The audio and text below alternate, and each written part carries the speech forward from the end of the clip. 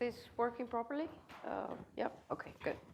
Okay, well, thank you very much for being here and for listening in advance already. I'm very happy to be here. This is the first Winter and Summer Institute that I ever attend, and it's a great pleasure for me to be closer to historians. This is what I am aiming for, to enrich my philosophical intuitions with history.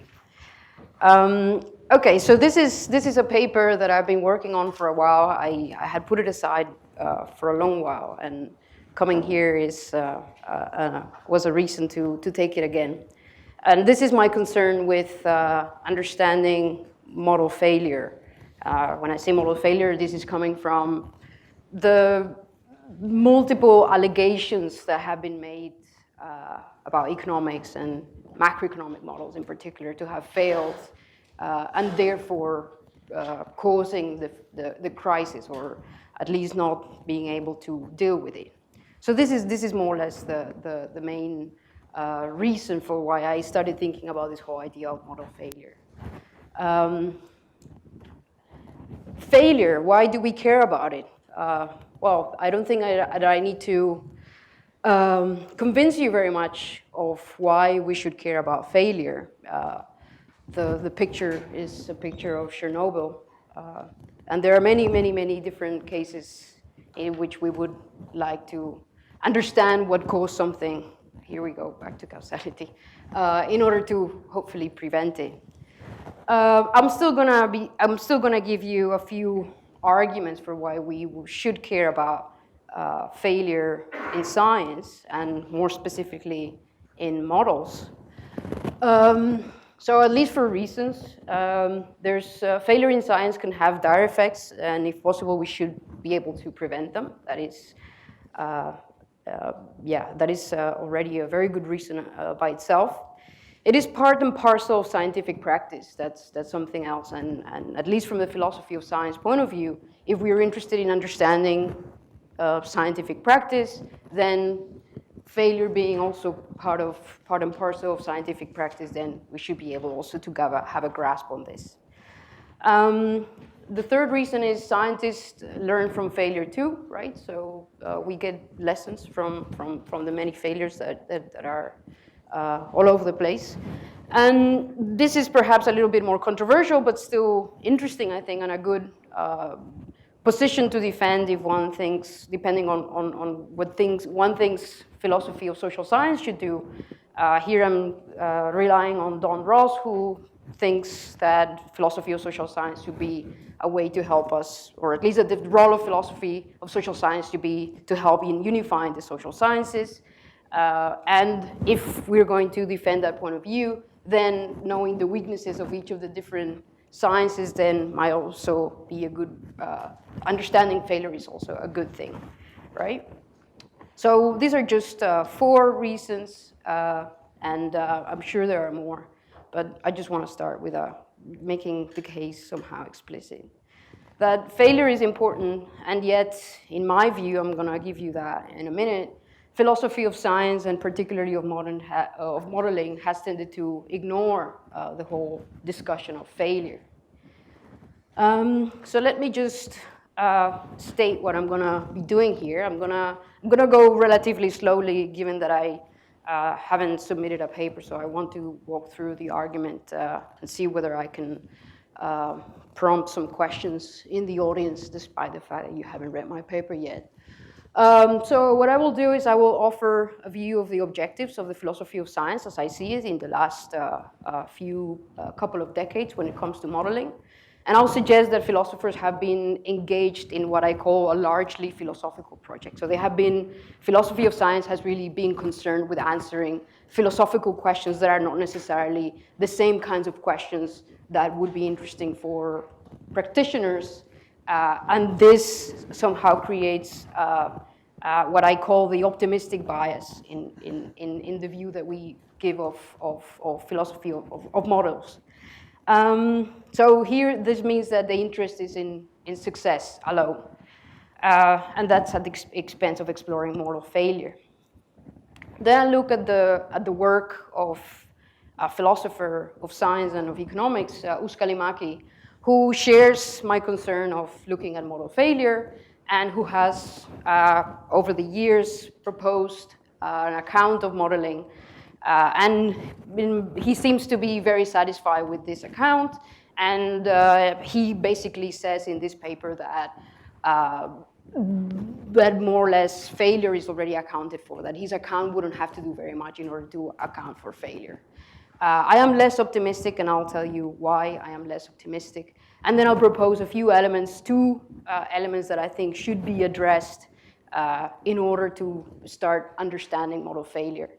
The reason, or the talk of my title is towards understanding model failure, because I think that this is something that requires way, way, way much work that I could possibly do here, and that the elements that I'll propose are tentative and defeasible. So I'm very glad to hear, well, whatever counter arguments you have to what I have to propose here. Okay, so let me start with a history, or how I see the philosophy of science, that concerns the philosophy of science. And when I say philosophy of science, I really mean kind of mainstream philosophy of science working on models. So the first moment in recent history is when models start getting attention. And here I basically think of Nancy Cartwright's How the Laws of Physics Lie. Here in this work, one of the important claims that she makes is, well, laws are not really explanatory, right? So it's not laws that help us to understand or explain phenomena. It is actually it's actually the models that are doing that work. Because it is models that are about concrete phenomena, whereas laws this is just abstract things that do not help us very much to explaining phenomena. So this is the first moment. The second moment is 1995, again, in the work of Cartwright and others, where they talk about the toolbox of science, right? So this is a way in which it's not only that models get attention, but it's about theories being demoted somehow. So theories lose the prominence that they used to have about being this, basically the vehicles of scientific knowledge. Here the idea is, well, models and theories and other things are just the toolbox for us to understand the world. So this is a revolution, actually this is an explicit revolution against this view that philosophy of science should be concerned only with theories. And then the very last moment, this is 1999, with the anthology by Morrison and Morgan and Morrison, where this is the models and models as mediators. So they're saying it's not just that theories have been demoted, it's not just that models are important, but actually models are autonomous. So they can tell us things about theory, they can tell us things about the world, and they are partly independent of theory. So here they gain again more importance within the tradition, say, of the philosophy of science and modeling. So I'll suggest here that there's a new consensus here at this stage, and somehow what I see as a new quest. So models have been ascertained as having a primary role in science, and they are considered to be vehicles of scientific knowledge. So it's models that help us understand the world. But this also means somehow that models here have become somehow mysterious. This is my claim, and this is something that could be controversial. Because while it is clear that they're vehicles of scientific knowledge, it is unclear how they do this, right? So the mystery here emerges is, how is it possible that models with all their patent falsities, and here I know there would be controversy about models being called false, but let's just ignore that for the moment. The fact that models make a lot of idealizations or misrepresent their targets and so forth. How is it possible that they still help us learn and make claims about the world that are true somehow? So this is a mystery. And here I want to quote that somebody who makes it very explicit, this whole mysterious aspect of models. This is Margaret Morrison in her latest book. She says, my interest in explicating that relation between mathematics and physics stems from an attempt to understand how the abstract nature of mathematics can nevertheless yield concrete physical information, how a reconstruction of reality by abstract mathematics can help us solve physical problems. I take it as given that this relation is mysterious, but the mystery needn't prevent us from attempting to uncover at least some of its features. In other words, we can hopefully understand how mathematics can deliver physical information without understanding why it does. So more explicit could not be. This is how I see the literature after the 2000s, and that is spread in basically 3 branches. So one would be the ontology of models, where they are trying to solve the mystery by saying it is the nature of models that explain the situation. So it is some particular ontological aspects of models that make them and help us understand the world. And there are several people making different claims about what this special character of models is, right? Then another branch of the literature would be the semantics, or the people working on theories of scientific representation. And they would be saying, well, it is this special relationship that exists between the model and the target that explains this mystery, right? So it is similarity, it is resemblance, and all kinds of developments about what is this particular relation between our models and our targets that help us understand. And then there's the branch of epistemology that is not really trying to solve the mystery as to what exactly it is that solves it somehow, but it's rather what kinds of things are we able to learn, or what is the mode of learning about the world. So do models yield understanding? Do they help us explain? Is it about how possible explanations are, how possible explanations, true explanations, do they give us understanding, and so forth. And this is my view of how the literature has somehow developed in the last 2 decades again. And to my mind, this is what I call an optimistic bias. So this is the quest for finding explanation. This is basically taking for granted already that models do the work that we have accepted that they do, and that puts us in a position in which we need to justify how it is that models help us understand the world, right? So there's little room here for thinking about models failing or having doubts or questions about what they're doing for us.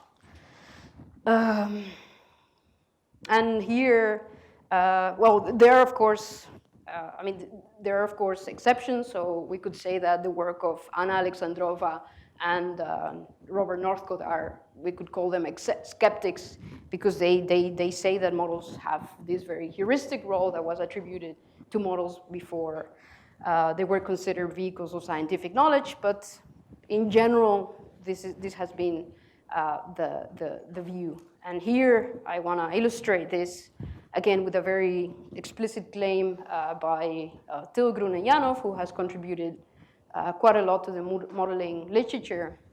And he says, philosophers, if they treat such cases at all, and he refers here to non-representational models, have by and large appraised such modeling practice as playing merely a heuristic role.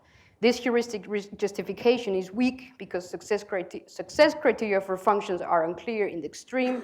Furthermore, it places the use of such models in the same category as taking a walk, reading the newspaper, or whatever else science do in order to inspire themselves to further theory development. Bunching important kinds of scientific modeling together with practices that cannot be rationally accounted for seems an unsatisfactory state, which this article seeks to repair, right? So here he's basically saying it just cannot be that models are just helping us are heuristic. That's just untenable somehow. So there must be some justification for what they are actually doing. Okay, that's fine. So we could say, well, maybe just it is then that we don't need to worry explicitly about success, about failure, because it could be that our criteria for success doubles up as criteria for failure, right? It could be a good justification for not having to worry about failure in modeling. So in a sense, isn't the unmet criteria for success a criterion of failure? I think there are at least two reasons why this should be doubted. One of them is that I think here the logic is different, right? So in general, we tend to provide, or at least when we think about whether models explain or they give us understanding and so forth, it's the criteria, the kind of criteria that we're offering is sufficient criteria, right?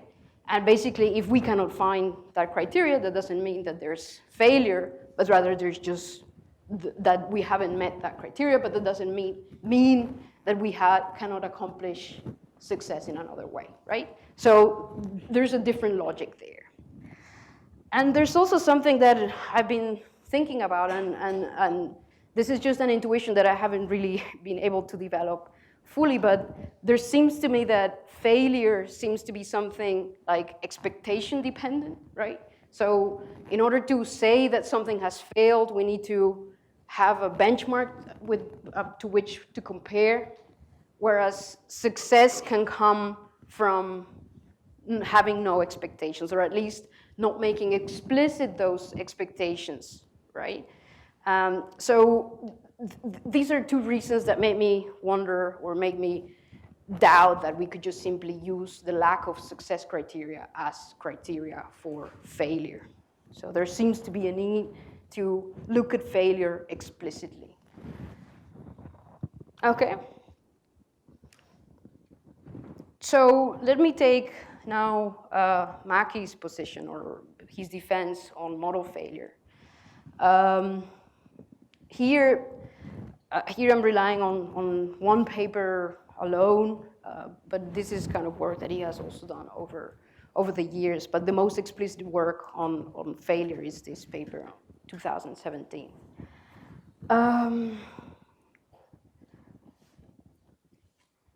So he's somebody who defends this view that failure should be part of the accounts, and he says, well, if we're going to judge different accounts of models, then they should be able to also say something about model failure. Yeah, and then what he does in this paper is to say, well, let's see how my own account fares. I'm gonna come up with a sort of test in order to see whether my own account is actually able of accommodating cases of failure, right? So this is his account as developed in 2017. I'll call it ModRep. It's models as representations. Here, the account is stated as follows. So an agent A uses multiple component object M, so that's a model, as a representative of actual or possible target R for a purpose P, addressing audience A, at least potentially prompting genuine issues of relevant resemblance M and R to arise, describing M and drawing inferences about M and R in terms of one or more model descriptions D, applies commentary C to identify and coordinate the other components, and all this takes place within a context X. This is a mouthful, but right. But the idea here is more in broad terms. There's an agent that postulates a model as a representative of one particular target. We want this model to resemble in some degrees whatever target we're modeling. And this model is not really, the model is simply an abstract object, and the equations or whatever we have in front of us are actually the descriptions of that model, and we need to be able to make inferences using those descriptions about the target in order to be able to use that model as a target to use that model for my target, what I'm interested in learning about. Yeah, and then there is a commentary, and there's a context in which this takes place. This is more or less the idea. Now, so how does he come up with this test, or how does he say, let me see whether my account actually is able to say something about failure? Well, first, he defines failure in a very specific way, right? Because until now, we haven't defined failure, and this is one of the caveats that my whole paper has. But MÄKI defines failure as basically the incapacity to accurately model the failure of an otherwise well-working system. So here would be, for instance, the failure to model a heart attack in an otherwise well-working heart, or in the case of the economy, to be able to model the actual financial crisis, when in normal conditions we would be able to model the normal conditions. Yeah, so this is how he defines failure. But what does he do? What does he do? So basically he does a classification exercise, or a taxonomy, if you want, where he says, I'll take a few criticisms that have been made of models, and I'll say whether they can be accommodated in each of the components of my account. Yeah? So in each of these components, yeah?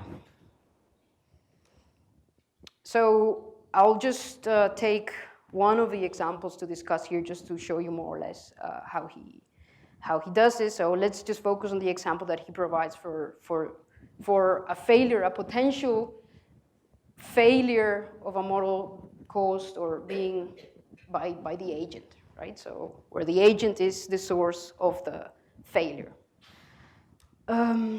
Here he says that the source of failure that belongs to the agent could be that economists are too narrow in their interest and more self-seeking than in other disciplines. And this is coming again from some criticism that has been made about economists being too narrow, just focus on their mathematics, and not being too concerned with reading sociology and psychology and history, and not knowing their own history and so forth.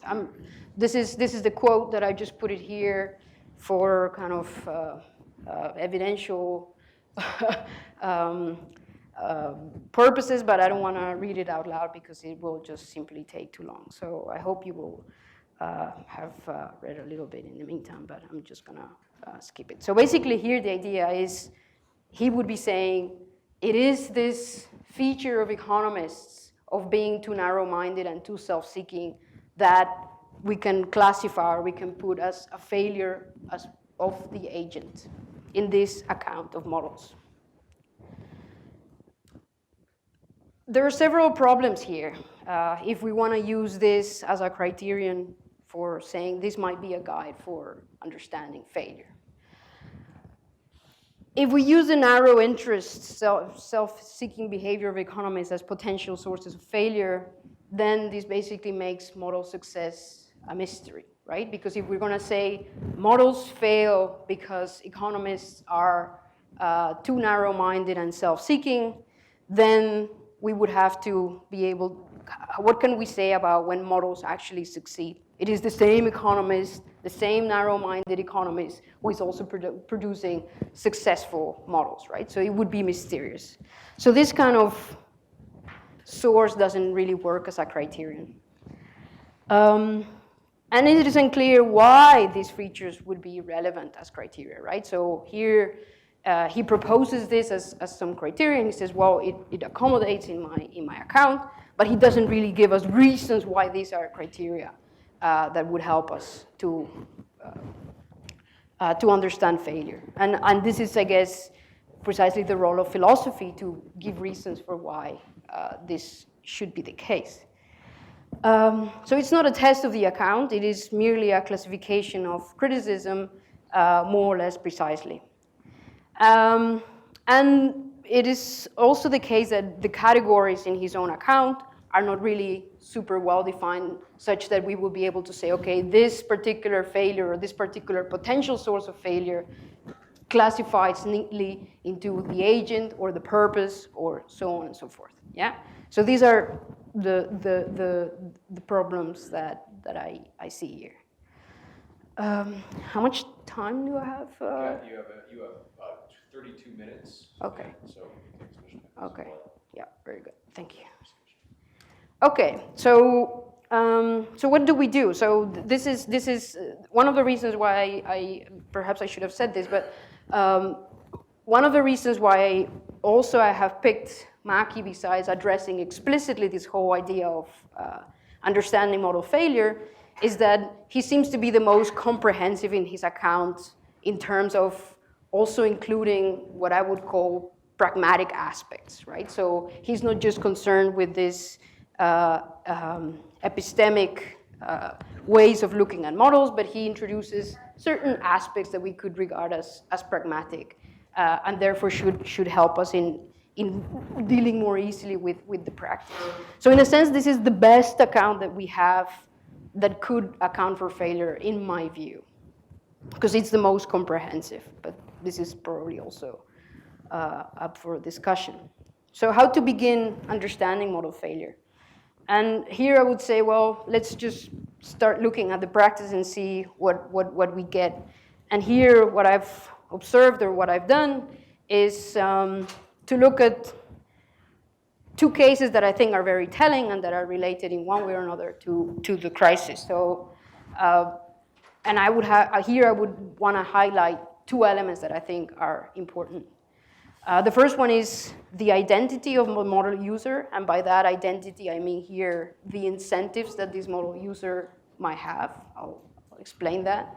And then the other one is the goals of the modeling exercise. Yeah, that I think that these are aspects that haven't really been addressed in the accounts of models that have so far been provided in the literature. So with respect to the identity of the agent, or more specifically, the incentives, it is clear that the extant literature has acknowledged the role of the agent, right? The agent is an important factor, and many people, I think the first one was Vergara, who would acknowledge that modeling is, again, has some praxis to it, and that it is a model user who will determine how a model should represent its target and so forth. So it is part and parcel of the accepted view of modeling accounts. But this agent doesn't have much more agency than carrying out the model exercise, right?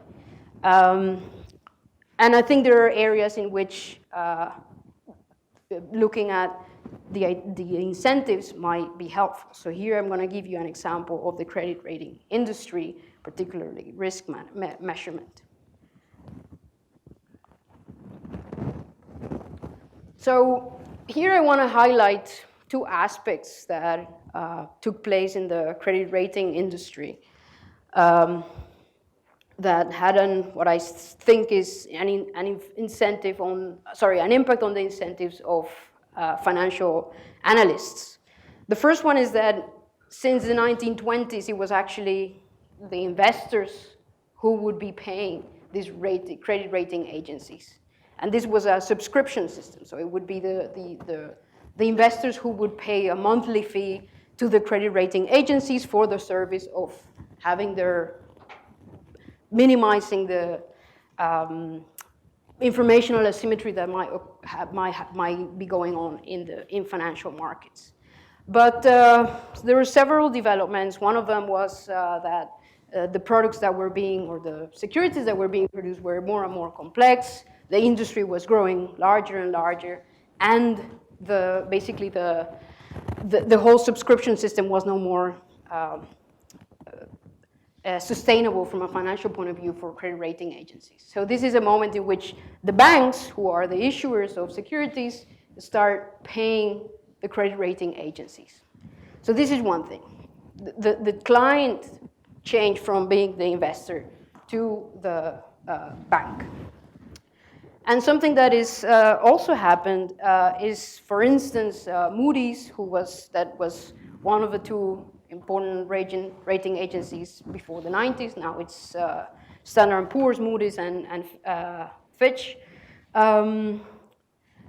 They they were no longer part of the financial publishing agency, but they were floated as a public company in 2000, and employees were started to be rewarded with stock, right? So that's one thing. Those are the two aspects, and what I see here, or what I think it's an important aspect to acknowledge, is that whereas before it seems that the incentives of the financial analysts were all aligned towards good risk assessments, right? The moment in which this context changes, then the incentives are no longer aligned between producing good risk assessments and private gains of basically getting more stock or getting more better rewarded by having better relationships with the banks and so forth. Yeah. So this is a point where we might say there were tensions between the incentives and the modeling exercise in its kind of epistemic character of having the right model assessment.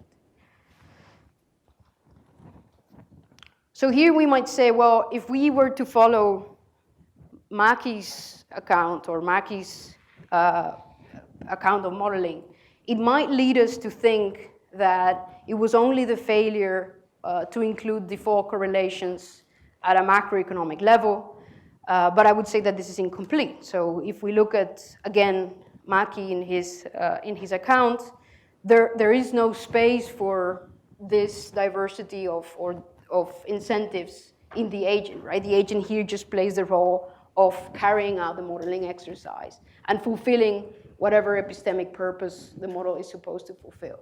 But the idea of incentives is not clear how we would incorporate it in his account.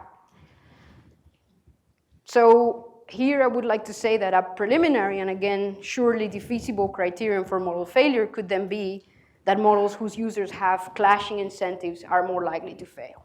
Yeah, this is something that might give us some clue as to how to start identifying model failure. This is the first element. Now moving to the goals, or to a second element that it's what I would like to introduce as a distinction between epistemic aims and non-epistemic aims in the modeling exercise. So again, the extant literature accounts of models acknowledges that purposes for modeling are important to determine the representational accuracy that we would like to have between our model and our target, and for standards of adequacy. But those purposes are generally considered to be epistemic, right? So it's, what is it that my model is going to tell me about the world, right? But there's little space for either simultaneous goals or for accounting for what we could regard as pragmatic or non-epistemic goals. So here I want to again use an example of the Fed-MIT Penn macroeconometric model that was developed between 1966 and 1970. And this is a collaboration between the Fed and the MIT and Penn University, with Franco Modigliani and Albert Ando in these two institutions, just because it shows that that models can have a multiplicity of goals, and that we would have to account for that. And here the point is the Fed and the Fed MIT Penn model, or MPS as it is also known, had two classes of aims. The epistemic, we could say that it was to show quantitatively the causal relations that existed, particularly with respect to the monetary sector that at that time, this was not something that had been modeled yet. So there was an interest in order to incorporate the monetary sector in these Keynesian large-scale macroeconometric models. But there were also very important practical aims or goals here. One was that the academic economists, and that is in particular Modigliani and Ando, they were interested in solving a controversy with the monetarists, basically, right? So here they wanted to show that monetarism was wrong and that Keynesianism was the right way to go into doing monetary policy. The Fed also had its own aims, and that is to carry out monetary policy that would be consistent with having low unemployment, low and stable unemployment. And there was also a political goal that was interesting, very important, and that is that the Fed wanted to demonstrate that its independence was not jeopardized by monetarism, so that it could be based on Keynesian policies, and that there was space for doing monetary policy from a Keynesian point of view that would not jeopardize its independence.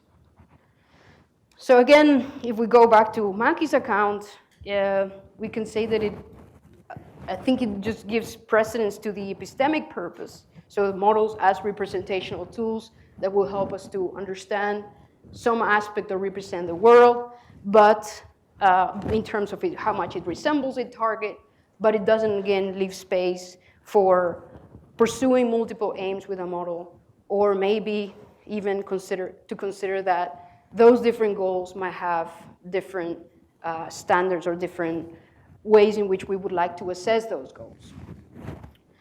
And that, in fact, that they could be contradictory, as they were also in this case with the MPS model. Okay, so I think these are two cases that I have offered. I have tried to give some elements that would add to our understanding of the practice of understanding modeling and to understanding model failure in particular. So we might need an explicit analysis of model failure, but there are some caveats, or at least some worries that I have in this whole pursuit of understanding model failure. One of them is that I haven't really defined it, right? So I have been talking about model failure, and each of you has probably something different in mind, right? But so here is the issue is, how do we start thinking about model failure without presupposing already some kind of notion, right? So it could be that we regard model failure as models that have been abandoned, right? Do we say that that is a kind of model failure, model that is no longer used by academic economists? Or do we say that model failure is consensus as to the models that are not good? Or do we say that model failure is those whose expectations have not been fulfilled? And if so, then whose expectations, right? Is it the one who built the model, or is it the people who have used the model at a later stage, right? So these are questions that are open and that somehow pose a problem for my project, because on the one hand, while I think that the question itself is very important, it seems to me that it might not be very easy to address, or even that it might actually be a good question, right, to ask, which is somehow problematic for my project. So that's open. Let me just conclude, just to say what I've tried to express here. So I basically said that mainstream philosophy of science is too concerned with success at the expense of understanding failure. Unmet success criteria are not necessarily helpful in understanding failure. It seems that explicit analysis of failure seems necessary. Analysis of failure requires a more pragmatic account of models. That's what I, yeah, anyway. And after trying a first stab at the analysis of failure, I have concluded that agency incentives matter and that clashing incentives may make model failure more likely. Given that several goals and purposes of model failure talk simpliciter might just be misguided, because, again, we might just want to assess a model and say that it has failed in some respects, but maybe succeeded in others, right? And then the obvious conclusion is then that proper analysis of failure requires much more research. And that's it.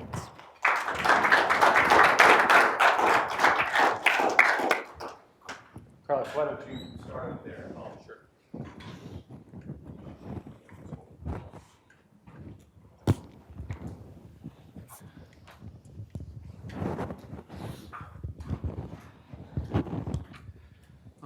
I would just say that the quick comment you made at the end is one I think worth following up, that models, you can understand model failure in a number of ways. They're not necessarily conflicting or wrong, and that model failure in each respect might have a different interesting explanation and be a different interesting research project. Just to name two, success may involve adoption and use by the community, a consensus among a well-defined community that this is a useful way of thinking about things.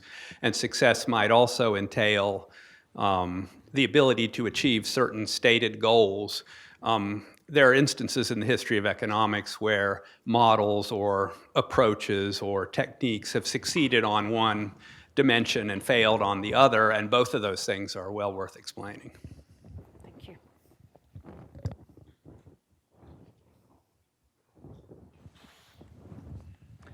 Thank you a lot, Melissa, for your talk. I enjoyed that. I had a question about the Till Grunoyanov quote that you had. If I remember what you said in that quote, or what Grunoyanov says, he talked about non-representational models. I'm not exactly sure what that means. Can you elaborate a bit on what that means? Yeah, so yeah, basically this would be models that according to him do not necessarily capture a specific aspect of the world, but rather is more abstract, so in terms of capturing processes. So that would be segregation, for instance, is not the model of a very specific case, right, of a very specific concrete phenomenon, but rather just an abstract issue that, yeah, an abstract phenomenon, in this case segregation, I think it's with the Schelling model, for instance. That would be what he considers a non-representational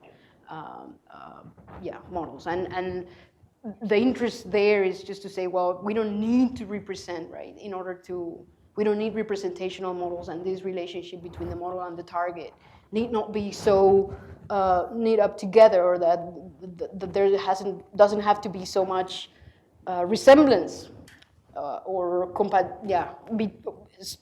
so much similarities, if you want, between the model and the target in order for a model to be able to tell us something about the world. Would an analogical model be non-representational? So this phenomena is like that phenomena, and we use that phenomena as something of a model for the object that we're trying to investigate. Would that be representational or non-representational?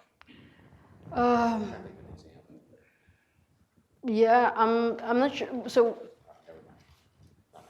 well, I'll take note in any case. Thank you, Melissa. This was very interesting. Just a small remark. Have you considered including the size of the model in your criteria of failure?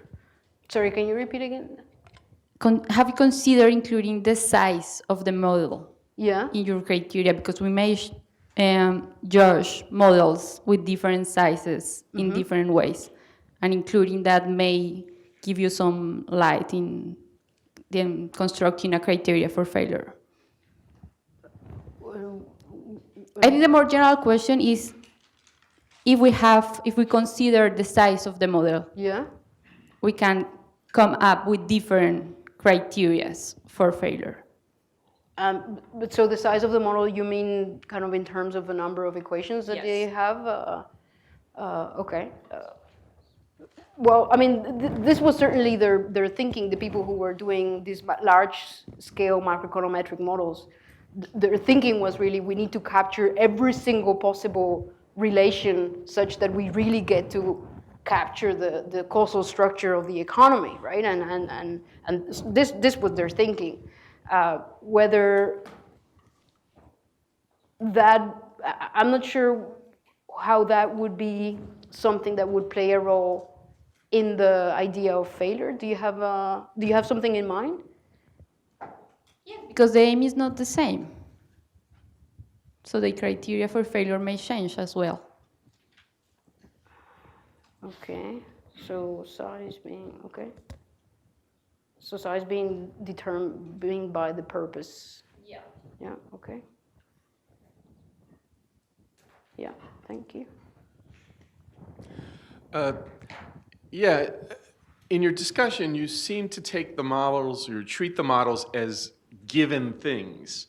But in the two examples that you use, the Moody's model and the Penn MIT model, those models underwent transformation over their lifetimes. They were tweaked. I'm sure the Penn model was, Right. and I suspect the It was, Moody's yeah. one was. And just to follow up on that point, in connection with the Moody's model, once the client changed from investors to the banks, the purpose of the model changed, the function of the model changed. It was no longer to provide accurate risk assessment, it was to validate the investment advice of the bankers. And that's part of what was going on there. So that recognizing those things, I think, impinges on your taxonomy of failure. Yeah, okay, yeah, thank you. Yeah, well, I guess in the risk assessment, I don't know if that it would be kind of the cynical view that the purpose changed, but we would like to think that it did not, right? Because they do have a mandate. These risk agencies have a mandate to precisely be there as financial intermediaries to guarantee that there is as much symmetry of information in the market. So. Yeah, I mean, I take your point, but I'm not so sure that we can so easily say, yes, the purpose changed, indeed. But it is a good point. I'll keep that in mind. With respect to your other point about models having changed, yes, by all means. And in fact, this is something that it's also part in the paper that we need to keep into account as well, these historical changes, and that makes perhaps the analysis even much more difficult, right? Because these are not just one thing that we can grasp and look from different angles, but this is also dynamic in itself. So how do we go about accounting for those changes indeed? I'll take a liberty of injecting, following Gary's comment, just one, and then I'll hand it over to George. That model, some of the changes were made because of model failure. Some others were made out of a theoretical concern for representational issues of different sectors or different new variables. So you have actually multiple types of changes which might have been done because of market failure or might not have been done because of model failure. So it's an interesting, to tell that history is not as easy as asking the question, do models fail? They always do.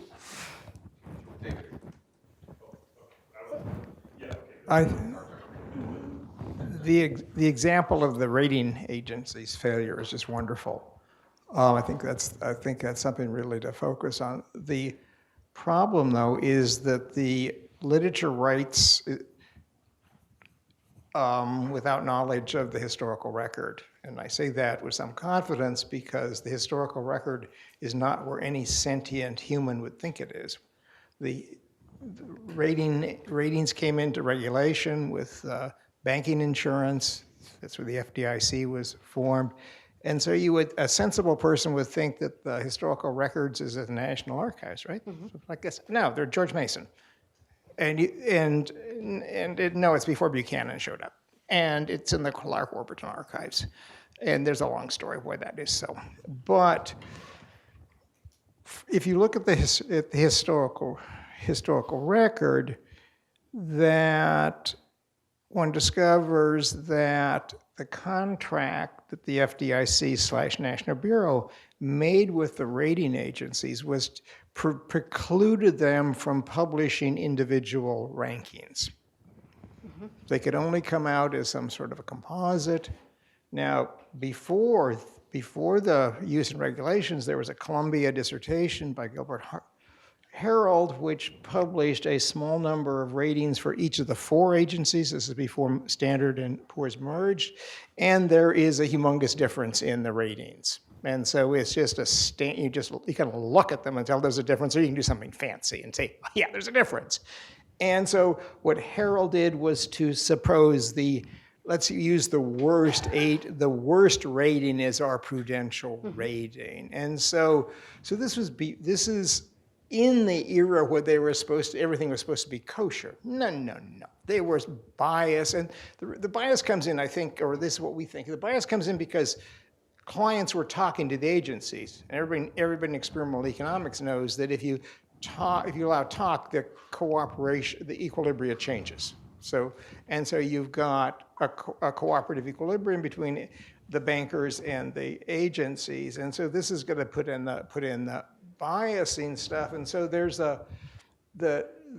we publish some of the documentation of the discussions of the National Bureau and the FDIC.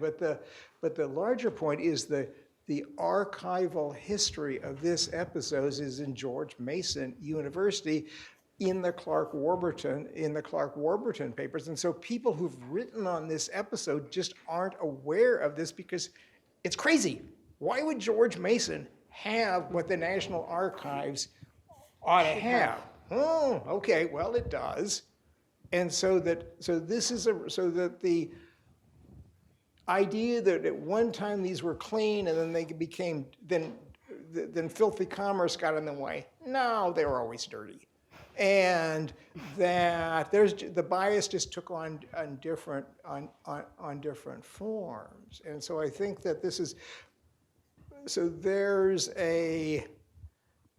lots of things there's hundreds of folders on the rating agency stuff, and we may have studied half dozen of them. So there's a humongous number of things. And one of the things that Warburton did was to do state level stuff.